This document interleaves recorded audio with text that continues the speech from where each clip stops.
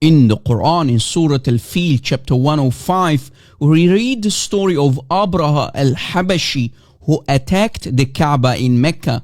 To protect the Kaaba from being sacked by Abraha, Allah supposedly sent tiny birds called Tuyur al-Ababil to destroy his army of elephants.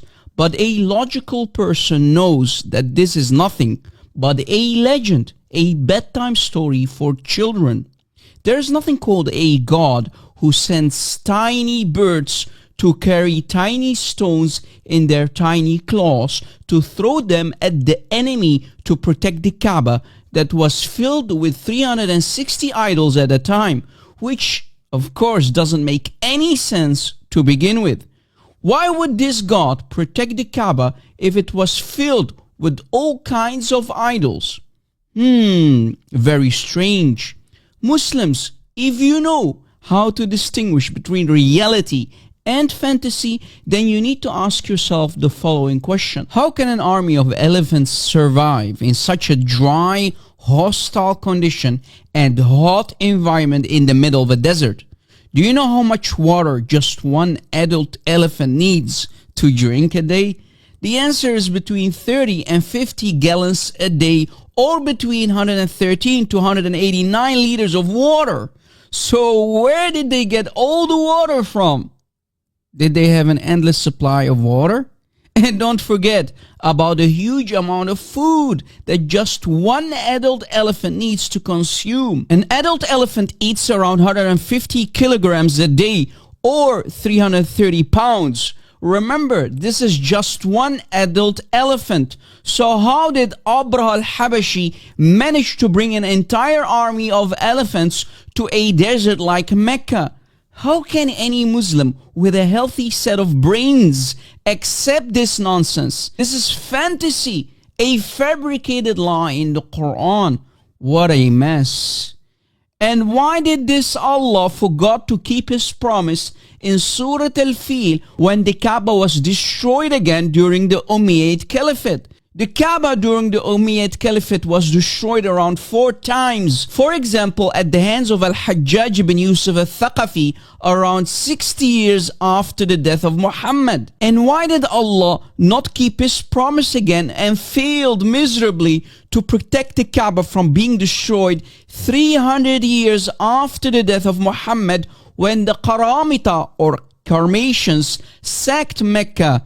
They destroyed the Kaaba and killed over 20,000 Muslim pilgrims, throwing their dead bodies in the well of Zamzam. But unfortunately, Allah was nowhere to be found to protect his precious worshippers and slaves. The Muslims were praying to Allah to kill those enemies, but unfortunately, lives were lost, hopes were killed, and Allah was silent.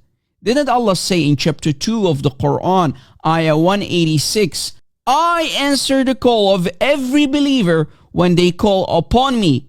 Very strange, very fishy. Where was Allah when all Muslims were trusting him with their lives in his hands while they were slain? In the year 930 AD, the leader of the Karmatians, Abu Tahir al-Qurmuti, led 700 horsemen into Mecca, massacred the pilgrims, uncovered the Kaaba, and urinated on it, took the black stone, and went over the top of the Kaaba and said, I am in God and God is in me. Where is your God?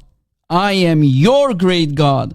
Where are the birds of Allah, Tuyur al-Ababil, that protect the Kaaba? Where are the stones of fire? And not only was the Kaaba destroyed, but the leader of the Karmatians, Abu Tahir al-Qurmuti, climbed on top of the Kaaba, stole the black stone for at least 22 years, being used then as his personal toilet stone. And of course, nobody can confirm that the 8 leftover pebbles or pieces that are now in the corner of the Kaaba are parts of the original black stone, or maybe just fake pebbles found somewhere.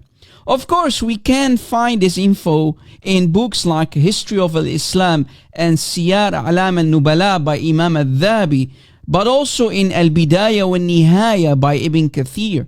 I'll provide a couple of sources in the description box. What about 1979, when a Muslim group called themselves Al-Ikhwan, led by Juhayman al-Utaybi, who declared his brother-in-law Muhammad Abdullah al-Qahtani to be the new Mahdi? They entered Mecca and opened fire on the pilgrims, killing 382 Muslims and injuring more than 1,000 people in the process. Where was Allah to protect the Kaaba and its people? Or 1996, when the entire Kaaba was destroyed to the ground, then the Saudi government was forced to bring in a group of people to rebuild the Kaaba once again. And of course, none of the original stones or foundations and the 8 black pebbles survived from the time of Muhammad. Clearly, fake stones were brought from somewhere else to be placed against the corner of the Kaaba. Now ask yourself the following question, my Muslim friends. Why did Allah supposedly send his Tuyur al-Ababil in the story of Abraha al-Habashi, but not send these birds again to protect the Kaaba each time it got destroyed? And we know that the Kaaba was destroyed at least 12 times. My Muslim friends, think about it. The Kaaba that you must visit at least once in your life and to spend your life savings to pay for the big trip to Mecca has been built 29 years ago. Yes, you heard it correctly. Yes, it was built 29 years ago. Big chance that the house you now live in could be older than the Kaaba of today. What a mess, man. Stay away from Islam.